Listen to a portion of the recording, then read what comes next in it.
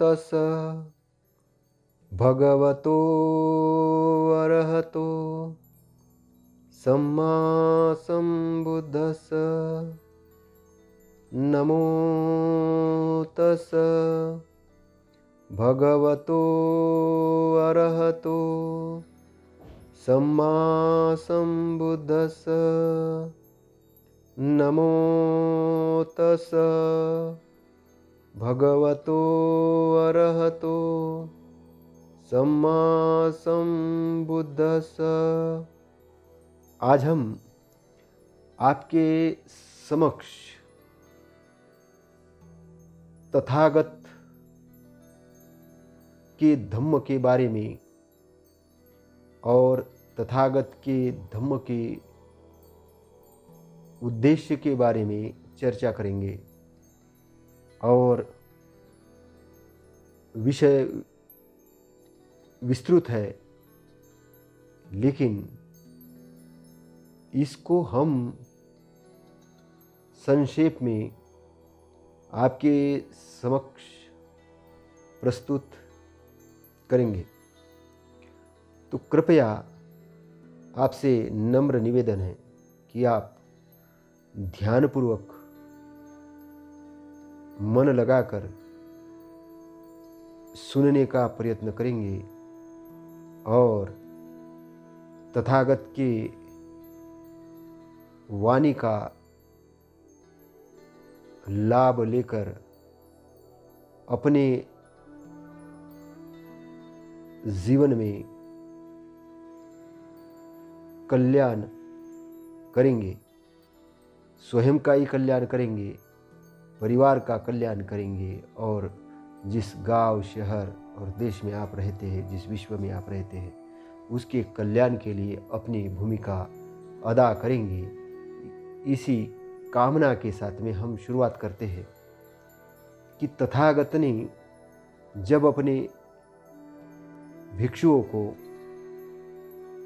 धम्मोपदेश दिया, धम्म चक्र परिवर्तन उन्होंने पहली बार जब किया और करने के बाद जब उन्होंने इस धम्म का शोध किया, तो वही शोध किया हुआ धम्म उन्होंने अपने भिक्षुओं को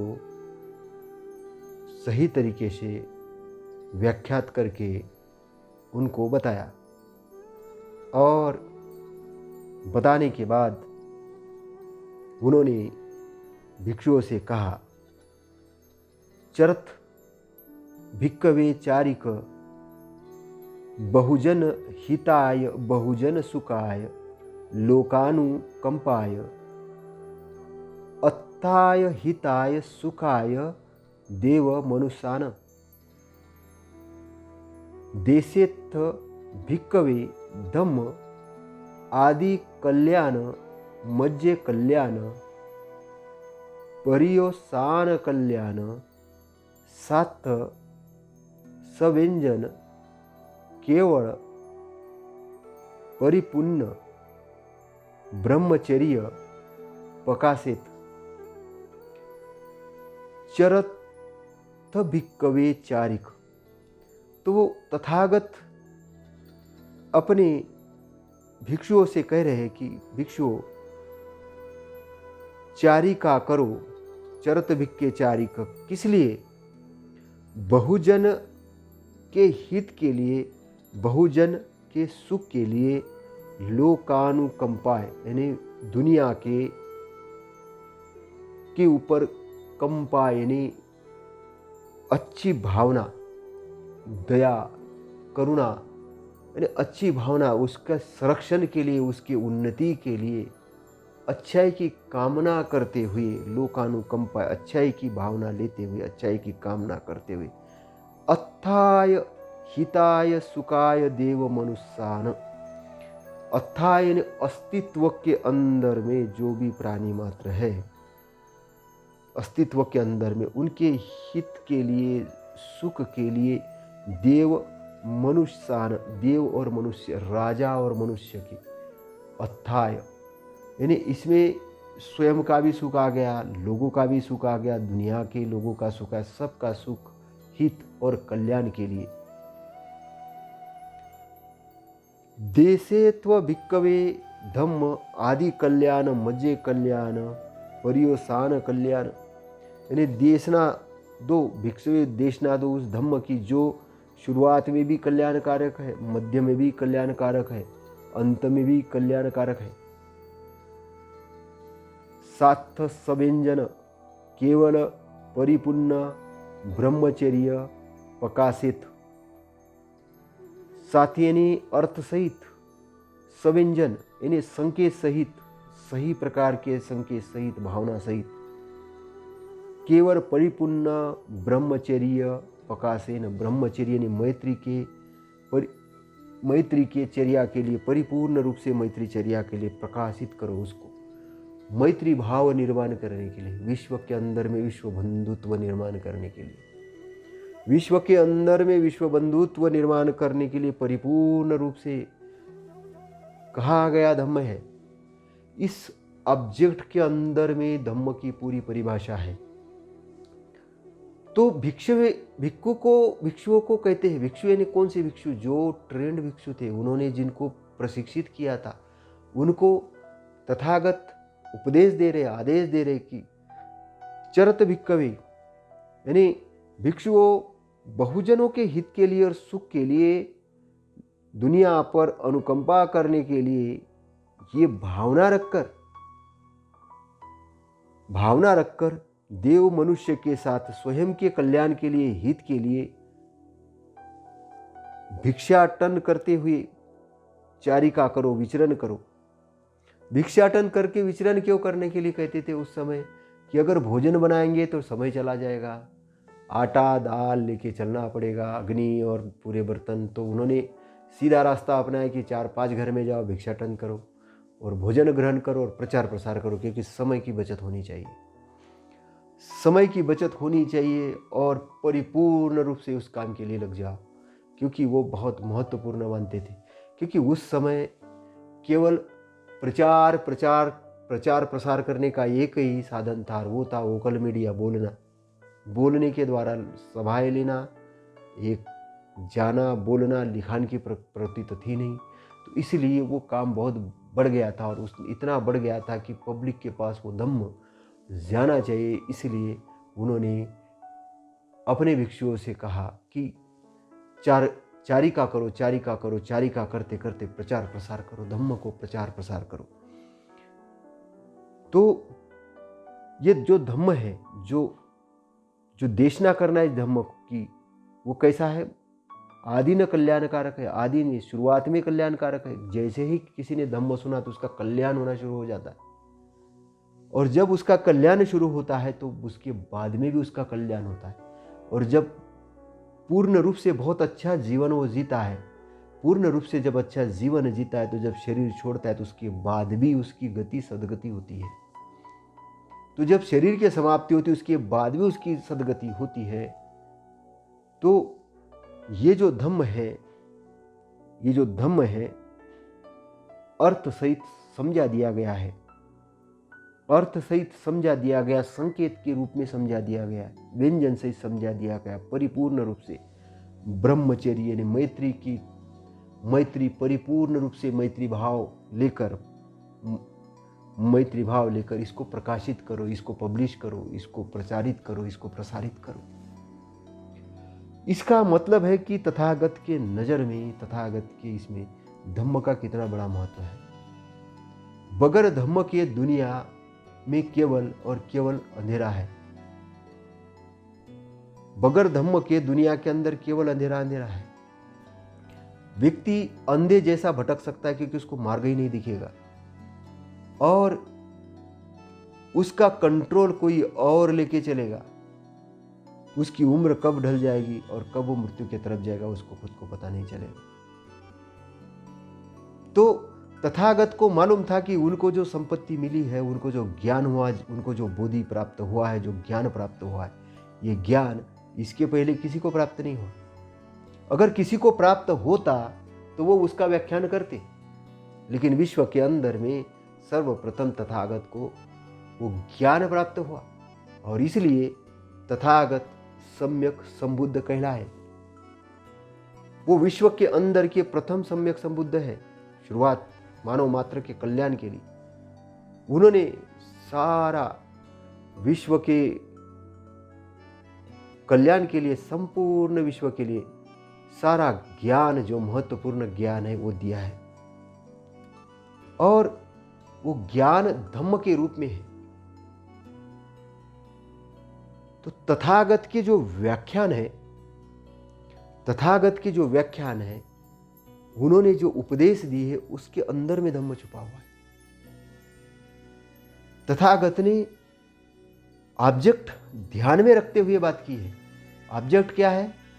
आपका कल्याण करना, आपका हित करना, आपका सुख करना, आपका ही नहीं, बहुत लोगों का ही नहीं, विश्व के अंदर की विश्व के प्राणी मात्र का, देवों का, मतलब राजा, उस समय देव ने राजा तो किंग थे, राजा था, राजा के कल्याण के लिए, मनुष्य के कल्याण के लिए, लोक यानी विश्व के दुनिया के ऊपर अनुकंपा करने के लिए, अनुकंपा कि धम्म के रूप में अनुकंपा हो जाए। क्योंकि व्यक्ति जब जागृत हो जाएगा, व्यक्ति जब विद्वान हो जाएगा, व्यक्ति जब परिपूर्ण ज्ञानी हो जाएगा, वही परिपूर्ण ज्ञानी व्यक्ति एक संरक्षण का काम कर सकता है, एक अच्छाई का काम कर सकता है, और वही अच्छाई का काम करते हुए अच्छाई का प्रचार प्रसार पूरे विश्व के अंदर कर सकता है, फिर पूरे विश्व के अंदर में मैत्री भाव फैला सकता है, पूरे लोगों को आनंदित और कल्याण का रास्ता बता सकता है, मैत्री भाव का रास्ता बता सकता है। ऐसा ही प्रशिक्षित व्यक्ति, और वो प्रशिक्षण कैसे जाएगा? धम्म के रूप में जाएगा। इसलिए धम्म एक बहुत बड़ी संपत्ति है, और धम्म की खोज तथागत की एक बहुत बड़ी खोज है। धम्म की खोज तथागत की एक बहुत बड़ी खोज है। और जब तथागत अपना शरीर छोड़ रहे थे, तब तथागत ने कहा, भिक्षुओं, चाहे तथागत अब आगे उत्पन्न हो या न हो, यह धम्म स्थिति, यह धम्म नियम यूं ही रहता है। जो तथागत ने जो धम्म दिया है वो यूं ही रहेगा। क्या धम्म नियम है? सबसे पहला धम्म का नियम है, सभी संस्कार अनित्य है। संस्कार अनित्य है, जितनी भी चीजें बन रही है वो अनित्य है, टेम्पररी है। सारे संस्कार, जो चित्त के ऊपर जो संस्कार पड़ रहे हैं, सब अनित्य है। जो गांठे हैं, जो बनने वाली चीजें हैं, वो सब अनित्य है। इस नियम को तथागत जान जाते हैं, ज्ञान प्राप्त करते हैं, और जान कर कहते हैं, उपदेश देते हैं, प्रज्ञापित करते हैं, उघड़ते हैं, उसकी व्याख्या करते हैं कि सभी संस्कार अनित्य है। सभी संस्कार है, जो गांठे हैं, जो बने हैं, जो दुख उत्पन्न करती, ये सारे अनित्य है। मतलब आपके जीवन में जो दुख है वो अनित्य है। जितना भी दुख है अनित्य है, परमानेंट नहीं है। इसको तथागत जान लेते, समझ लेते, व्याख्या कर लेते। फिर तथागत कहते कि जितने भी संस्कार होते, जितने भी गांठें बनती, ये दुख प्रदान करती है। तो तथागत चाहे उत्पन्न हो नहीं हो आगे, लेकिन ये धम्म स्थिति है, ये यूं ही चलती रहती है। फिर आगे तथागत कहते कि सभी धम्म जो है अनात्मा है। कोई आत्मा नहीं होती धम्म में, कोई परमात्मा नहीं है धम्म के अंदर। सभी धम्म जो है अनात्मा है। इस बात को भी, इस नियम को भी तथागत जान जाते हैं, ज्ञान प्राप्त कर लेते हैं, और जान कर ज्ञान प्राप्त करके उपदेश करते हैं, प्रज्ञापित करते हैं, उघड़ते हैं, व्याख्या करते हैं, और स्पष्ट करते हैं कि सभी के सभी धम्म अनात्मा है। कोई आत्मा वाली चीज नहीं है। आत्मा में मत पड़े रहना, परमात्मा में मत पड़े रहना। आत्मा परमात्मा के झंझट में पड़े रहोगे तो कहीं नहीं कहीं बंधन में बन जाओगे। और संस्कारों के अंदर में संस्कारों को अनित्य नहीं मानोगे तो उन्हीं द्वेष के बंधनों में, लोभ के बंधनों में और इसमें पड़े रहोगे तो बंधन मुक्त नहीं हो पाओगे। तो तथागत के अंतिम वचन यही थे कि भिक्षुओं, मैं तुमको स्मरण करा रहा हूं, सभी संस्कार अनित्य है। अप्रमाद पूर्वक यानी बगैर गफलत के अपने लक्ष्य प्राप्ति में लगे रहो। तो अपना लक्ष्य, क्या लक्ष्य? भिक्षुओं को कहते हैं कि अपने लक्ष्य प्राप्ति में लगे रहो, बगैर अप्रमाद के अपने लक्ष्य प्राप्ति में लगे रहो। तो आगे एक प्रश्न और तैयार होता है कि तथागत अब जा रहे हैं छोड़कर, तो तथागत के बाद में भिक्षुओं का शास्ता कौन होगा कि जो भिक्षुओं को मार्गदर्शन दे सके? इस प्रश्न का समाधान करते हुए तथागत कहते हैं, मैंने जो धम्म विनय भिक्षुओं को पढ़ाया वह भिक्षुओं का शास्त्र होगा। धम्म और विनय जो मैंने पढ़ाया है वही भिक्षुओं का शास्त्र होगा। मैंने जो उपदेशित किया जो धम्म और विनय, धम्म जो मैंने व्याख्यात किया वो धम्म, और विनय यानी डिसिप्लिन अनुशासन की जो बातें की, यही भिक्षु आपका शास्त्र होगा। और मेरे जाने के बाद एक दूसरे के प्रति भिक्षु आदर का भाव बरकरार रखना। मेरे जाने के बाद समान संबोधन की जो प्रथा है वो समाप्त हो जानी चाहिए। बड़ा छोटों को आउस यानी आयुष्यमान कहे, किंतु छोटा बड़े को गोत्र से पुकारना चाहिए अथवा भंते कहकर पुकारना चाहिए। अब आगे तथागत कहते हैं कि छोटे मोटे नियम संघ चाहे तो छोड़ भी सकता है। छोटे मोटे नियम जो है विनय के संबंध में, वो छोटे मोटे जो नियम है, जो कोई कि 3 चीवर की जगह 4 रखना है, चप्पल की जगह जूता पहनना है, पैदल की जगह गाड़ी से चलना है, अब ये छोटे मोटे नियम है। इस नियम को चाहे तो संघ छोड़ भी सकता है, इसमें बदलाव कर सकता है। और संघ कैसे बदलाव करेगा? आपसी सलाह मशविरा करके। तो संघ यहाँ पर छोटे मोटे नियमों में बदलाव कर सकता है, छोड़ सकता है, जो समय और परिस्थिति के अनुसार में जो आवश्यक नहीं है उस नियमों को छोड़ सकता है। तो तथागत कहते हैं विनय के संबंध में विवाद, भिक्षुओं के नियमों के संबंध में जो विवाद है ये बहुत महत्व का नहीं है। ये जो बहुत महत्व का नहीं है कि 12 बजे भोजन करना है कि 1 बजे करना है, ये ज़्यादा महत्व का नहीं है। लेकिन हो सकता है कि भिक्षु संघ में धम्म को लेकर भी विवाद खड़ा हो, धम्म को लेकर विवाद खड़ा हो भिक्षु के संघ में,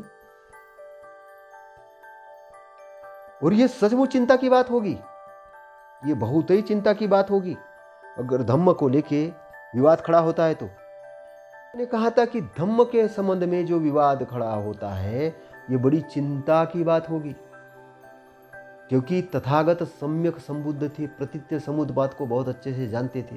एक घटना से दूसरी घटना का निर्माण कैसे होता है वो जानते थे, तो इसलिए बड़ी चिंता की बात होगी, क्योंकि ये बात वो जनसामान्य के पास तो कह नहीं सकते थे। जनसामान्य तो साधारण लोग थे जो अपना भोजन पानी और राज्य शासन चलाने में व्यस्त थे, लेकिन जो फुल टाइमर भिक्षु थे उनकी बड़ी जिम्मेदारी थी, उनको बड़ी जिम्मेदारी दी। तथागत ने कहा कि धम्म के संबंध में अगर विवाद खड़ा होता है तो बड़ी चिंता की बात होगी। चिंता किसके लिए? जन सामान्य के लिए, जनता के लिए बड़ी चिंता की बात होगी, इस संसार के लिए बड़ी चिंता की बात होगी। संबंधी अगर विवादों का उत्पन्न होना होता है तो उसके लिए क्या करना पड़ेगा? ये किसी डिटेक्टरशिप या हुकुमशाह वाला मामला नहीं है कि किसी ने आदेश दे दिया और वही मानना है, किसी ने बोल दिया ऐसा करना है, ऐसा नहीं है,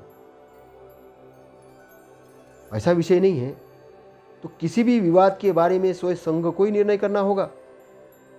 संघ को इकट्ठे होकर विचार करना चाहिए कि जब तक किसी निर्णय पर न पहुंचा जाए, जब तक किसी निर्णय पर नहीं पहुंचा जाए, तब तक उस पर अच्छी तरह से उपापोह करनी चाहिए। उपापोह करनी चाहिए मतलब उसके ऊपर डिबेट डिस्कस करना चाहिए कि कौन सी चीज़ क्यों कही है, उसका कहने का कारण क्या था, किस संदर्भ में कही है, क्यों व्याख्यात किया है, क्या संकेत दिया, किस उद्देश्य के लिए। क्योंकि तथागत ने जो धम्म व्याख्यात किया किसी निरुद्देश्य नहीं किया, उसका कोई उद्देश्य है, ऑब्जेक्ट है।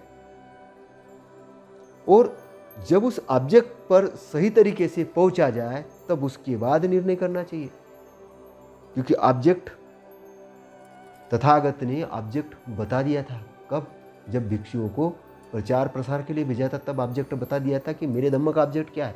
उस ऑब्जेक्ट के बाहर नहीं जाना चाहिए, मतलब उस ऑब्जेक्ट के अंदर है धर्म का प्रचार प्रसार, तो उसके बाद में निर्णय करना चाहिए। तो विवादों का निर्णय बहुमत से होना चाहिए। उत्तराधिकारी का इलाज नहीं है, उत्तराधिकारी नहीं इसका इलाज कि हम उत्तराधिकारी नियुक्त करें। धम्म का उत्तराधिकारी केवल धम्म हो सकता है। सुभद्र जो परिवारक था उसने तथागत से अंतिम समय में कुछ प्रश्न किए कि श्रवण गौतम, ये जितने भी श्रवण ब्राह्मण या जितने भी जमात के अनुयायी, जो गणाचार्य, जो प्रसिद्ध है, जो विभिन्न मतों के संस्थापक के रूप में जाने जाते हैं, जिनको जनता धर्मात्मा मानती है, तो उस समय के जैसे कौन कौन थे? एक तो पूर्ण काश्यप था, मक्खली घोषाल था, अजिक केशकमली था, पकुग्ग कच्चायन था, संजय था, वेलट्टी पुत्र तथा निघंटनाथ पुत्र यानी महावीर था। इन सब ने, जैसा वे कहते हैं कि अपने आप में सत्य का ज्ञान प्राप्त किया है या नहीं किया है, या उनमें से किसी ने किया अथवा किसी ने नहीं किया है, या किसने किया है, तो तथागत सुभद्र से कहते हैं कि चक्कर में मत पड़ो, किसको ज्ञान प्राप्त हुआ किसको नहीं हुआ। सुभद्र, मैं तुमको एक नाम दे रहा हूँ, एक मानक दे रहा हूँ, एक स्टैंडर्ड दे रहा हूँ, और वो स्टैंडर्ड को तुम समझो, तुम जानो, इधर माइंड लगाओ, इधर मन लगाओ, इधर चित्त को लगाओ, उस सजग होकर मेरी बात सुनो जो मैं बता रहा हूँ। सुभद्र ने कहा, भगवान बहुत अच्छा। कह सुभद्र ने तथागत की ओर एकाग्र होकर ध्यान दिया। तब तथागत ने कहना शुरू किया, सुभद्र, जिस धम्म विनय यानी मत अनुशासन में आर्य यानी श्रेष्ठ अष्टांगिक मार्ग नहीं है, उसमें कोई श्रवण नहीं है। जिस धम्म विनय में आर्य अष्टांगिक मार्ग है, उसी में श्रवण भी है। जिस धम्म विनय में आर्य अष्टांगिक मार्ग नहीं है, उसमें श्रवण नहीं है। श्रवण बनने का मार्ग आर्य अष्टांगिक मार्ग है। आर्य अष्टांगिक मार्ग नहीं तो श्रवण नहीं है। पहली चीज समझ लेना है। दूसरी चीज, तथागत कहते हैं कि मेरे धम्म के में जो श्रवण है वो 4 प्रकार के हैं। 4 प्रकार के कौन से हैं? एक श्रोतापन्न है, सकृदागामी है, अनागामी है, अरहंत है। लेकिन दूसरे मतों के अंदर में इस बारे में डिस्प्यूट है। तो लेकिन तथागत आगे कहते कि दूसरे मत वाले लोग भी अगर परफेक्ट लाइफ यानी सम्यक जीवन, सही प्रकार का जीवन जीने वाले होंगे तो संसार के अंदर अरहंतों का अभाव नहीं होगा। परफेक्ट लाइफ, सम्यक जीवन, राइट लाइफ, सही तरीके से पॉजिटिव लाइफ, सही तरीके से लाइफ जीवन जीने वाले लोग होंगे तो दुनिया के अंदर अरहतों का अभाव हो ही नहीं सकता। तो तथागत ने सुभद्र से कहा, मैं 29 वर्ष के उम्र में सत्य के शोध के लिए बाहर निकला। सुभद्र, अब 40 से ज्यादा वर्ष हो गए हैं, तब से मैं सद्धम्म का पक्ष ग्रहण किए हूं। तो ऐसा कहने पर सुभद्र परिवारजक बोला, अद्भुत है श्रवण गौतम, अद्भुत है श्रवण गौतम, अद्भुत है। जैसे कोई फेंके हुए को फिर प्रतिष्ठित कर दे, अथवा पद भ्रष्ट को मार्ग दिखा दे, अथवा अंधेरे के अंदर में एक लैंप जला दे या दीपक जला दे ताकि आंख वाला व्यक्ति उसको देख सके। इस प्रकार तथागत ने मुझे सत्य का ज्ञान करा लिया। मैं तथागत के शरण ग्रहण करता हूं। यहां पर यह सोचने वाली बात है कि तथागत धम्म के ऊपर चिंता व्यक्त कर रहे कि धम्म के अंदर में जो डिस्प्यूटेड पैदा होगा तो ये बड़ी चिंता की बात होगी।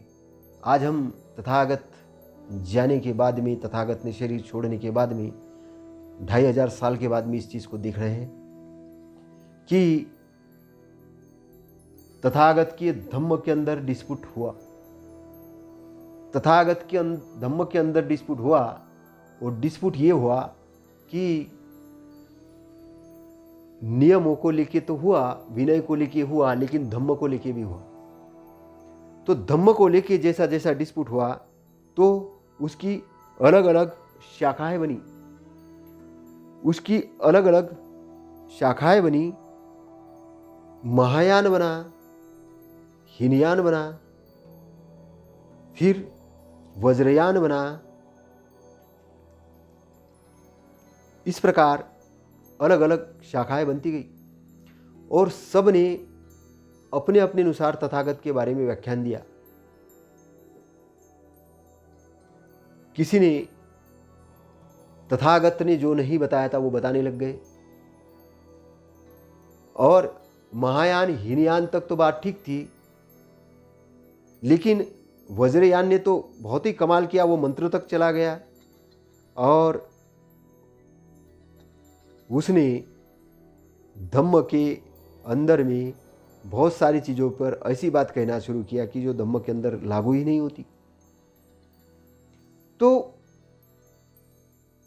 सोचने और समझने वाली बात यह है कि महायान हो, हीनयान हो या वज्रयान हो, हीनयान का मतलब है इधर थेरवाद है, महायानी जो है जापान, कोरिया, चाइना इस साइड में है, थेरवादी लोग श्रीलंका है, म्यांमार है, थाईलैंड है, इस क्षेत्र में फैले हुए हैं। और वज्रयानी जो लोग हैं, वज्रयान का जो है वो कुछ तिब्बती साइड के लोग हैं या कुछ अन्य स्थानों पे जो मिलते हैं, जो जादू टोना और यौन संबंधी गूढ़ शास्त्र, इस प्रकार के रहस्य वाली बातें की बात करते हैं और अपने आप को बुद्ध कहते हैं, लेकिन वो है नहीं एक्चुअल में, उनका बौद्ध धर्म के अंदर में कोई भी स्थान नहीं है। तो यहाँ पर जो महायान और हीनयान, यानी हीनयान को भी थेरोवाद के अंदर में ज़्यादा मान्यता है, थेरोवाद। तो थेरावाद और जो महायान, इसमें से हमें अधिकतर थेरवाद के अंदर में जो त्रिपिटक है, त्रिपिटक के अंदर में जो तथागत के मूल जो वचन है, मूल वचन, और मूल वचन के अंदर में जो गाइडलाइन दी है, जो मार्गदर्शन दिया है, उस मार्गदर्शन के हिसाब से धम्म को शोध करके बाहर निकालने का काम करने की जरूरत है। ये बड़ी जिम्मेदारी आधुनिक बौद्ध विद्वानों की है, आधुनिक बौद्ध विद्वानों की बड़ी जिम्मेदारी है, क्योंकि तथागत ने ऑब्जेक्ट बताया कुछ और था और लोग ऑब्जेक्ट्स के कुछ और जा रहे हैं। जितनी भी दुनिया के अंदर तरक्की हुई है, ये अनुशासन से हुई है, शील के कारण हुई है। तो तथागत का जो धम्म है शील पर आधारित है। दूसरा इन्वेंशन पर आधारित है। तथागत ने एक रोड मैप बताया है, तथागत ने एक रोड मैप बताया है, और उस रोड मैप के अंदर में जैसे 37 बोधि पक्षीय जो धम्म है, बोधि पक्षी यानी बोध, इंटरनल प्रज्ञा को, बोध को, अपने बोध को डेवलप करने के लिए, विकसित करने के लिए, क्योंकि व्यक्ति जैसे जैसे जागृत होगा, विद्वान होगा, वैसे वैसे वो आगे बढ़ेगा। तो विद्वान बनाने के लिए तथागत का धम्म का जो ऑब्जेक्ट है, ये बहुत बड़ा ऑब्जेक्ट है। उस ऑब्जेक्ट को समझने की जरूरत है। सुभद्र के साथ बातचीत करते हुए अष्टांगिक मार्ग की जो बात आई है, वो बड़ा महत्वपूर्ण अष्टांगिक मार्ग, सेंटर पॉइंट में अष्टांगिक मार्ग रखना पड़ेगा। अष्टांगिक मार्ग के अंदर में ही सारा गूढ़ रहस्य छुपा हुआ है, अष्टांगिक मार्ग के अंदर में। और तथागत ने जो व्याख्यात की बातें, और कुछ बातें व्याख्यात नहीं की, कुछ बातों को कहा और कुछ बात को वो नहीं कहा है। जिन बातों को तथागत ने नहीं कहा है, उन पर बहुत ज्यादा व्याख्यान तैयार हो गए तथागत के धम्म के अंदर में। उसको समझ के उसको दूर करने की जरूरत है। तो आधुनिक रूप से जो बाबा साहब डॉक्टर आम्बेडकर ने बुद्धा एंड हिज धम्मा लिखा, उसमें उन्होंने बहुत सारी बातों को क्लियरिफाई करने की कोशिश की है। उन्होंने कुछ बातें थेरवाद से ली है और कुछ बातें महायान से ली है, लेकिन वो लेने के बाद में उन्होंने उसको क्लियरिटी प्रदान करने की कोशिश की है, लेकिन बहुत सारा कार्य उनके अनुयायियों पर छोड़ा है। तो जो व्याख्यान देने वाले लोग हैं तथागत के धम्म के ऊपर, चाहे विपश्यना करने वाले लोग हैं, चाहे धम्म की ट्रेनिंग देने वाले भिक्षुगण हैं, चाहे अन्य साहित्य लिखने वाले लोग हैं, सबकी जिम्मेदारी बनती है कि तथागत ने जब अपने भिक्षुओं को धम्म प्रचार के लिए भेजा तो क्या ऑब्जेक्ट दिया था, उस ऑब्जेक्ट के अंदर में धम्म को देखना होगा, उस ऑब्जेक्ट के अंदर में देखना होगा कि धम्म का ऑब्जेक्ट क्या है, और उस ऑब्जेक्ट के अनुसार में धम्म की परिकल्पना को तैयार करना होगा नए रूप में। क्योंकि तथागत के जो मूल प्रवचन है ये समझने की जरूरत है कि अंगुलीमाला के समक्ष जाते हुए उन्होंने क्या कहा, आम्रपाली के सामने गए तब क्या कहा, भिक्षुओं के सामने क्या कहा, गृहस्थों के सामने क्या कहा, और क्या कहा, क्यों संकेत दिया। तो धम्म ऐसा है कि एक नाव के रूप में है, उसमें तैर के बैठकर आपको इस भवसागर को पार करना है, इस भवसागर को पार करना है, और भवसागर को पार करने के लिए ये रास्ता है, ये मार्ग है। तो कैसा है, अभी कल्याण के लिए, बाद में कल्याण के लिए, अंत में कल्याण के लिए, ये समझना है, ये जानना है। कहते हैं चुनने के साथ बातचीत में, बड़ा इंपॉर्टेंट बातचीत है, डिस्कशन है। जिस धम्म को मैंने बोध कर, मतलब जानकर समझकर उपदेश किया है, तुम्हें उपदेश किया है, सभी मिलजुल कर समझे, उसको समझे, विवाद नहीं करे। तो विवाद नहीं करने से आपका मैत्री की चर्या जो होगी, ब्रह्मचर्य जो होगा, मैत्री चर्या होगी, वो अच्छा होगा, चिरस्थायी होगा, लंबे समय के लिए चिरस्थायी होगा, और लोगों के हित के लिए, दुनिया के हित के लिए, सुख के लिए और संसार पर अनुकंपा करने के लिए होगा, सभी लोगों के बहुजन हिताय बहुजन सुखाय के लिए होगा, तो संसार कर अनुकंपा करने के लिए होगा। तो जो राजा मनुष्य है, राजा और मनुष्य, उस समय राज्य होता था और मनुष्य रहते थे, राजा और मनुष्य के अर्थ के लिए, हित के लिए, सुख के लिए होगा, अर्थ के लिए, हित के लिए, सुख के लिए होगा। तो किन धम्मों को मैंने बोध करके उपदेश किया है, तो उसको समझने के बारे में तथागत कहते हैं, वे है 37 बोधिपक्षीय धम्म। और 37 बोधिपक्षीय जो धम्म है, जिसमें अंतर्गत आते हैं 4 स्मृति प्रस्थान, 4 स्मृति प्रस्थान। तो प्रस्थान का मतलब क्या होता है, उसको सति का मतलब होता है जागृति, होश, और प्रस्थान का मतलब है स्थापना, होश की स्थापना करने के लिए। जो निद्रा में पड़ी हुई जनता है, जो मार के बंधन में पड़ी हुई जनता है, उसको मार बंधन से मुक्त करने के लिए, दुख से उनकी पूर्णतः छुटकारा पाने के लिए ऑब्जेक्ट है, दुख से पूर्णतः मुक्ति के लिए, जनता के मुक्ति के लिए, सभी जनता के मुक्ति के लिए, बहुजन हिताय बहुजन सुखाय, ध्यान रखना, व्यक्तिगत नहीं, बहुजन हिताय, क्योंकि ये टीम वर्क है, टीम वर्क है, एक दूसरे का कल्याण करेंगे, हम दूसरे का कल्याण करेंगे, वो हमारा कल्याण करेगा, टीम वर्क है। समझने की बात है, समझने की बात है, जानने की बात है। तो मनुष्यों के अर्थ हित के लिए, सुख के लिए होगा, क्या होगा, जो तथागत ने धम्म व्याख्यात किया वो धम्म, इस पर मिलजुल कर विवाद नहीं करे, है ना, इसको समझे, 37 बोधिपक्षीय धम्म को समझे, तो जो मैत्री होगा, जो मैत्रीपूर्ण जो वातावरण होगा, चिरस्थायी होगा, इसमें लोगों का हित होगा, सुख होगा, संसार पर अनुकंपा हो जाएगी, संसार सुखी हो जाएगा। और जो राज्य करने वाले लोग हैं, जो आज के डेट में नेता है, उनके लिए भी, उनके हित के लिए होगा, उनके भी सुख के लिए होगा। वो प्रजा है, उनके भी हित के लिए होगा, सुख के लिए होगा। तो लोकतंत्र के भी हित के लिए होगा, सुख के लिए होगा, व्यापारियों के हित के लिए होगा, सुख के लिए होगा, सबके हित के लिए और सुख के लिए होगा। तो जिस धम्म को बताया है वही 37 बोधिपक्षीय धम्म क्या बताया उन्होंने, 4 स्मृति प्रस्थान, 4 स्मृति प्रस्थान। स्मृति प्रस्थान यानी सती, यानी सती प्रस्थान बोलते हैं उसको, है ना, जागृति की स्थापना के लिए, अज्ञान की मुक्ति के लिए 4 स्मृति प्रस्थान है।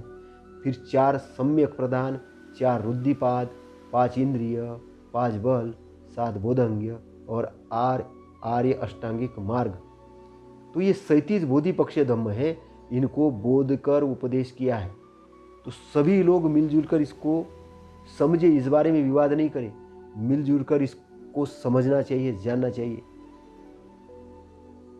तथागत ने इस पर बड़ा जोर दिया है, तथागत ने इस पर बड़ा जोर दिया है कि समझिए, जानिए। और इसका व्याख्यान हमने ऑडियो के अंदर में किया है, इसी चैनल के अंदर में 37 बोधि पक्ष धम्म के बारे में व्याख्यान है, अलग अलग व्याख्यान है, बहुत अच्छे से व्याख्यान है, विस्तृत रूप से व्याख्यान है।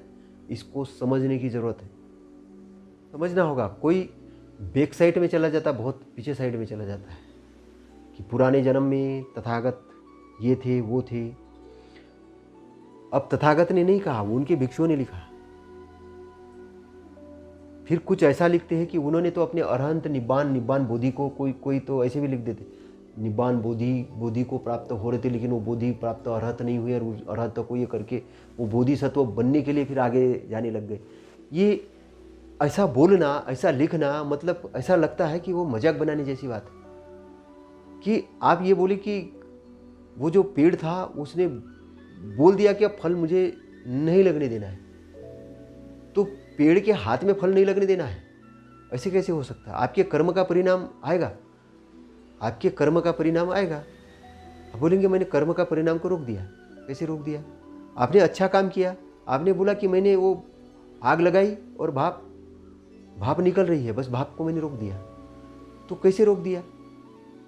बोलेंगे हमने पानी डाल दिया, ठीक है आपने रोक दिया, लेकिन अच्छाई के कर्म आप कैसे रोक सकते हो? वो आपका एक रिजल्ट है। तथागत ने किसी व्यक्ति को ये नहीं कहा कि व्यक्ति धम्म का आधार है। उन्होंने कहा धम्म का आधार धम्म है, धम्म का आधार है। प्रकृति का जो नियम है, प्रकृति का नियम चलते आपको समझना है, उस नियम को आपको समझना है, जानना है, और नियम को समझ के जान के उसको अप्लाई करना है। लेकिन आप बोलेंगे मैं नियम को परिवर्तित कर रहा हूं। नियम को आप कैसे परिवर्तित कर सकते हो? बोले गुरुत्वाकर्षण का नियम है, उसको बदल दूंगा। कैसे बदल देंगे आप? ये तो अतिशयोक्ति वाली बात हो गई। आपको समझना है, आपको जानना है। तो धम्म की स्थिति यूं ही चलती रहेगी, तथागत का यूं ही, तथागत चाहे उत्पन्न हो नहीं हो, लेकिन वो धम्म यूं ही चलता रहेगा। उसको समझना है, उसको समझना है, जानना है।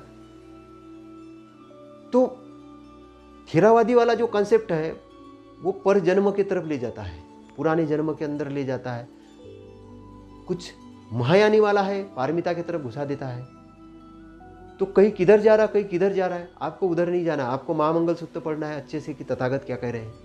फिर आपको 37 बोधि पक्ष धम्म को देखना है, आपको अष्टांगिक मार्ग को समझना है, आपको तथागत के धम्म का ऑब्जेक्ट को समझना है कि संसार में आप उत्पन्न होते रहेंगे अगर आप धम्म के अंदर नहीं आएंगे। उत्पन्न होते रहना और मरना संस्कार है, संस्कारों से शरीर बना है, ये समझना।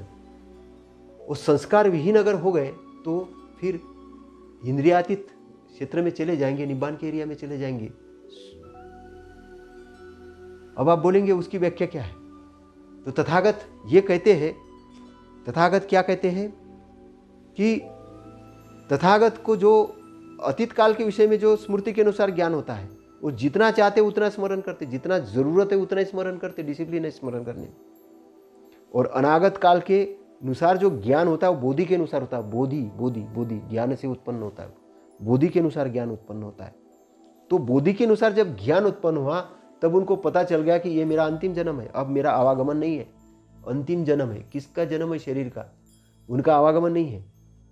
तो अतीत के बारे में जो बात अतथ्य और अनर्थक हो तो तथागत नहीं कहते। अतीत के बारे में जो बात अतथ्य है, मतलब जिसका तथ्य नहीं दे सकते, तो तथागत नहीं कहते। और वो अनर्थक है, कोई मतलब की नहीं है, तो भी नहीं कहते।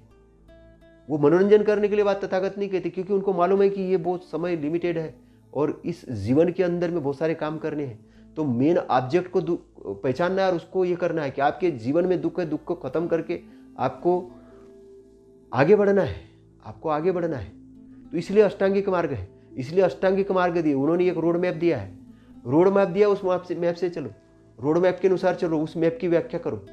कुछ भी नहीं करना है। नहीं तो आजकल का जो भिक्षु वर्ग है वो बस कुछ भी बोलने लग गया, कुछ भी प्रवचन देने लग गया, तथागत की जो गाइडलाइन उसका वो बेड़ा पार करने लग गया। ऐसा क्यों होता है? क्योंकि ऐसी किताबें लिखी गई है, ऐसे बहुत सारे अलग अलग पंथ तैयार हो गए हैं, जो बोलता है तथागत ने ऐसा है, तथागत वैसा है, लेकिन आपका यहाँ पे एक दायित्व बनता है कि आपको पता करना है कि तथागत की बात क्या है और तथागत की बात क्या नहीं है।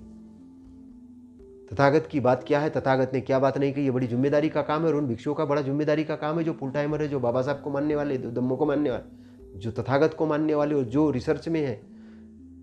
धम्म का काम साधारण काम नहीं है, आप जैसा सोच रहे हो वैसा नहीं है कि ऐसे ही बस पूजा पाठ कर लिया, त्रिशरण वंदन कर लिया और पंचशील बोल दिया और भिक्षुओं के पैर पढ़ लिए तो आपने धम्म को मान लिया, ऐसा नहीं है। धम्म आचरण में आना चाहिए। तथागत का धम्म आचरण में धम्म है, क्योंकि इस धम्म के ऊपर जो बात है, जो करने वाली जो बात है, वो चित्त शुद्धता की बात है। चित्त शुद्धता की बात है और चित्त शुद्ध करने के लिए तथागत का जो धम्म है चित्त शुद्धि के लिए है। क्योंकि अगर आप किसी वर्ण व्यवस्था, जाति व्यवस्था में जकड़े हो, क्यों जकड़े हो? क्योंकि आपके चित्त के अंदर में आवरण पड़ा है, वहाँ से वो दूर करना है। कोई गलत अगर संस्कार आपके अंदर है, उसको बाहर निकालना है। वो निकालने का काम किसका है? आपका है। वो कैसा करेंगे? उसके लिए तो तथागत है। तो तथागत वैचारिक क्रांति खड़ी करना चाहते हैं। तथागत वैचारिक और आध्यात्मिक दोनों प्रकार की क्रांति खड़ी करना चाहते हैं। आपको विचार, क्योंकि मन जो कार्य करता है विचारों के अनुसार काम करना है, तो आपको कैसा विचार रखना चाहिए? पॉजिटिव विचार रखना चाहिए, अच्छा विचार रखना चाहिए, सकारात्मक विचार रखना चाहिए, तर्कशील होना चाहिए आपको, सकारात्मक तर्कशील होना चाहिए, सकारात्मक विचारवान होना चाहिए। और दूसरा आध्यात्मिक जो जाके कहाँ पर स्टोर होता है, कहाँ पे संस्कार बनता है? चित्त के ऊपर बनता है। तो चित्त को क्लीन करना है इंटरनल रूप से, उसको कॉन्शियस और सबकॉन्शियस माइंड कहते हैं। ये समझने वाली बात है। बहुत से लोगों को मैंने देखा है जो मन और चित्त को एक ही बात समझते हैं। एक ही बात नहीं है। चित्त के ऊपर संस्कार बनते हैं, चित्त के ऊपर संस्कार बनते हैं। और चित्त जब संस्कार रहित होता है तब आप जो दुख से मुक्त होते हो, तब आप, क्योंकि चित्त का डेवलपमेंट होना ही इम्पोर्टेंट बात है। और चित्त जब जागृत अवस्था में आता है तब आप मन को भी कंट्रोल कर लेते, इंद्रियों को भी कंट्रोल कर लेते और आप चित्त को भी कंट्रोल कर लेते। चित्त जागृत अवस्था में कौन करेगा? आप करेंगे। आप जब बोध में होते हो, स्मृति में होते, तब आप अपने कंट्रोल में होते हो, तब आप अच्छाई में स्थित होते थे। जब आप अच्छाई में स्थित होते हो तब आप सारी चीज़ों को कंट्रोल करते हो। तो सारी चीज़ों को कंट्रोल करके डायरेक्शन देते हो और फिर आपको लगता है कि काम बड़े पैमाने पे करना है, तो इसलिए आप संगठन बनाते हो और संगठन को आंदोलित करते हो और आंदोलित करके उसको अच्छे पराक्रमी कार्य के लिए, अच्छे कार्य के लिए आपको लगाते हो, आप लोगों को लगाते हो।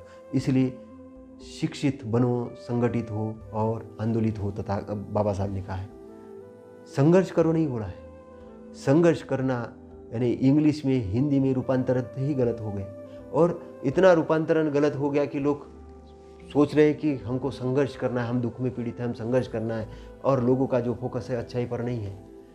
इसलिए बकवास करने वाले लोगों की बहुत एक जमात तैयार हो गई जो गाली गलौज करते हैं भाषणों के अंदर में, जो एक दूसरे को गाली गलौज करते हैं और देश करते हैं और सारा भ्रम गलत तैयार करते हैं और एक प्रकार का गलत वातावरण तैयार करते हैं। तो ये वातावरण को हमको दूर करना होगा।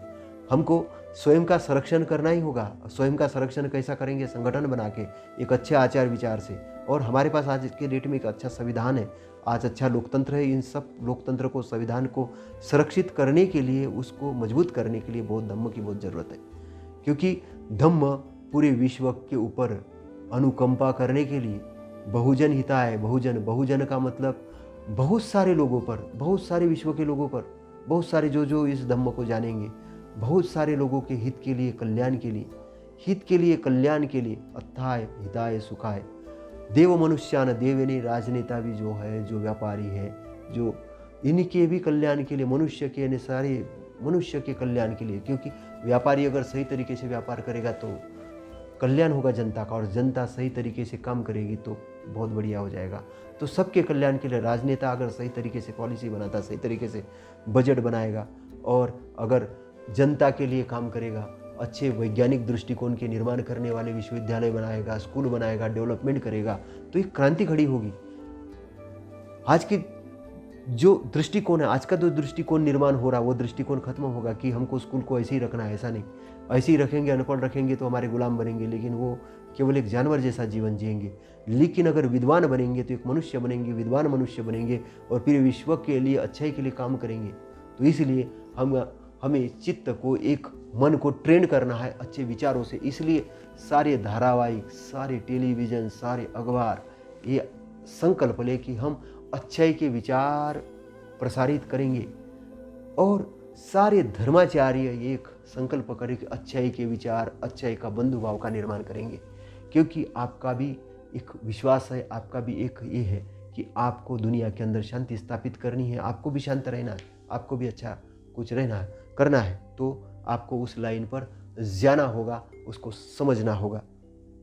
तो तथागत जो उपदेश करते हैं वो इस जन्म के दुष्ट धार्मिक, यानी दुष्ट धार्मिक जो बातें हैं जिससे आश्रव पैदा होते हैं, उसके सवर के लिए, उसके संयम के लिए दुष्ट धार्मिक जो चीज़ें हैं, वो दुष्ट धार्मिक चीज़ें प्रसारित करना नहीं चाहते हैं, वो उसको रोकते हैं अपने पूरे प्रवचन में। इसके लिए वो धम्म उपदेश करते हैं। वो पहले से जो आ रहे थे, आप दुख से क्यों निर्माण हो रहे, उसके लिए भी वो उपदेश करते हैं, उसके आश्रव के नाश के लिए भी उपदेश करते हैं। और पारलौकिक, दुष्ट धार्मिक पारलौकिक, कुछ लोग स्वर्ग की कल्पना करते हैं, कुछ भी काल्पनिक शास्त्र लिखते हैं, ये मन ने निर्माण की हुई चीज़ें जिसका सत्य के साथ कोई संबंध नहीं होता है, तो मन भटकाता है, मन भ्रमित करता है। तो भ्रमित शास्त्रों को भी तथागत क्या करते हैं, उसके भी, उससे जो आश्रव निर्माण होते हैं, उससे जो गलत चीज़ें निर्माण, उसके भी सवर के लिए बात करते हैं।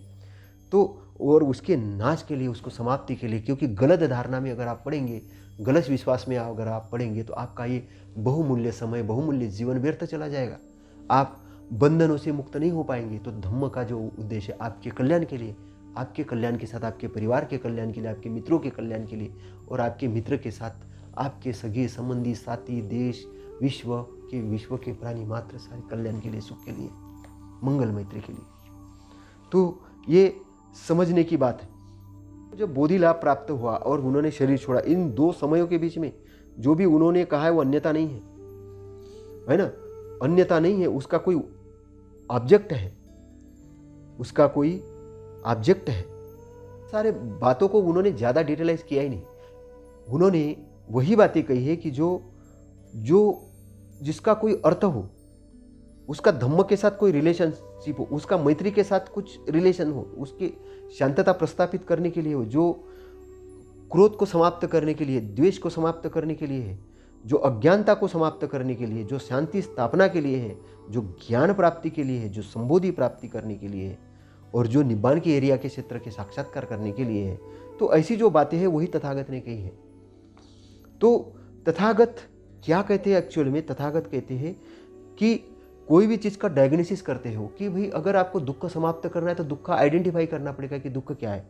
तो दुख क्या है, तो दुख क्या है, तो ये किस कारण से दुख, उसका समुदाय क्या है।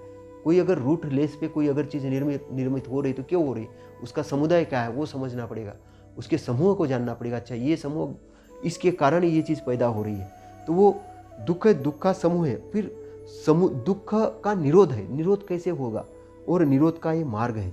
तो निरोध का मार्ग किस प्रकार से मार्ग से जाना होगा, तो दुख निरोधगामी जो प्रतिपदा है वो सबसे इम्पोर्टेंट, क्योंकि अब दुख तो उत्पन्न हो गया, दुख उत्पन्न हो गया, दुख को जान भी लिया, दुख का निरोध भी जान लिया कि अच्छा ऐसा करने से हो जाएगा निरोध, तो फिर उसका करने का तरीका क्या है, मार्ग क्या है, वो अष्टांगिक मार्ग है। तो सभी को जानने की जरूरत है उस अष्टांगिक मार्ग को, वो तथागत के अष्टांगिक मार्ग को जानने की जरूरत है। और तथागत का अष्टांगिक मार्ग आपको लगभग पता ही है, वो क्या है, सम्मा दृष्टि, सम्यक संकल्प, सम्यक वचन, सम्यक आजीविका, सम्यक क्रमांत, सम्यक प्रयत्न, सम्यक स्मृति, सम्यक समाधि। इस प्रकार जो अष्टांगिक मार्ग है ये बड़ा महत्वपूर्ण मार्ग है, ये इसका मैं कई बार व्याख्यान भी दे चुका हूँ। तो ये क्यों कहा उन्होंने, क्योंकि ये जो है अष्टांगिक मार्ग जो है वो उसका अर्थ है कुछ, वो धम्मोपयोगी है, वो मैत्री चर्योपयोगी भी है, वो अपने अंदर से आसक्ति को खत्म करने का, आसक्ति मतलब है कि आसक्ति का मतलब है कि बंधन को खत्म करने के लिए, आसक्ति का मतलब बंधन, जो चीज़ें आपको बांधती उन बंधनों को खत्म करने के लिए और आपको स्वतंत्रता प्रदान करने के लिए। स्वतंत्रता जब तक नहीं होंगे, नहीं तो आदमी आत्मा की आसक्ति में पड़ गया, आदमी स्वर्ग की आसक्ति में पड़ गया, किसी भी आसक्ति में पड़ गया तो बंधन में बन जाएगा, वो बंधन से मुक्त। क्योंकि जो निब्बान का एरिया है वो स्वतंत्रता का एरिया है, वो शांति का एरिया, उधर उस एरिया में, तो उधर जाने वाला जो एरिया है, तो सुख का जो एरिया है, सुख के क्षेत्र में आने के लिए, विश्व के कल्याण के लिए, आपकी उन्नति के लिए, उन्नति सभी प्रकार की, स्वास्थ्य की उन्नति, धन धान्य के रूप में उन्नति, आपकी व्यवसाय की उन्नति, आपकी शिक्षा की उन्नति, सारा डेवलपमेंट। तो तथागत का जो धम्म है वो डेवलप करने का धम्म है। डेवलप किस लिए? बोधि प्राप्त करने के लिए, ज्ञान प्राप्त करने के लिए। ज्ञान किसके लिए? कि सुख के प्राप्ति के लिए, दुख को समाप्ति के लिए, तो उन्नति करने के लिए, संसार को प्रोग्रेसिव करने के लिए, संसार के ऊपर अनुकंपा के लिए, संसार के ऊपर अनुकंपा के लिए।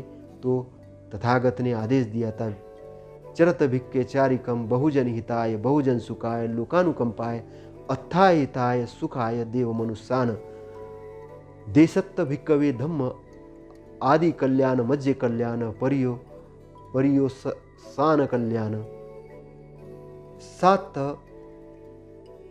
सव्यंजन केवल परिपूर्ण ब्रह्मचर्य पकासेत। तो साथी हो, हमने विस्तृत रूप से इस पर व्याख्यान सुना और मैंने जो बातें कही वो बातें आपको स्वयं जानकर, समझकर, एनालिसिस करके ग्रहण करनी है। मैंने बोला इसलिए पूर्ण सत्य ऐसा नहीं है। आपका यहाँ से काम शुरू होता है। आपको समझना है, जानना है और जानकर, समझकर उसको अपने जीवन में उतारना है, क्योंकि तथागत की वाणी बड़ी महत्वपूर्ण वाणी है और आपने इसको बड़ी जिम्मेदारी पूर्वक सुना है, समझा है। तो इसलिए आप धम्म प्रचार के लिए और संसार के अनुकंपा के लिए तथागत के जो वचन है, जो धम्म है, संसार पर अनुकंपा करने के लिए, मानव मात्र के दुख दूर करने के लिए और एक अच्छाई की स्थापना करने के लिए, सुख प्रदान करने के लिए, आपके हित के लिए, आपके लाभ के लिए और आपकी सद्गति के लिए, आपकी उन्नति के लिए है। तो इस प्रचार प्रसार में आप सहयोगी बनेंगे और सहयोगी बनकर आप इस धम्म को गति प्रदान करने का काम करेंगे। इसी आशा और विश्वास के साथ नमो बुद्धाय, नमो धम्माय, नमो संघाय। साधु साधु साधु।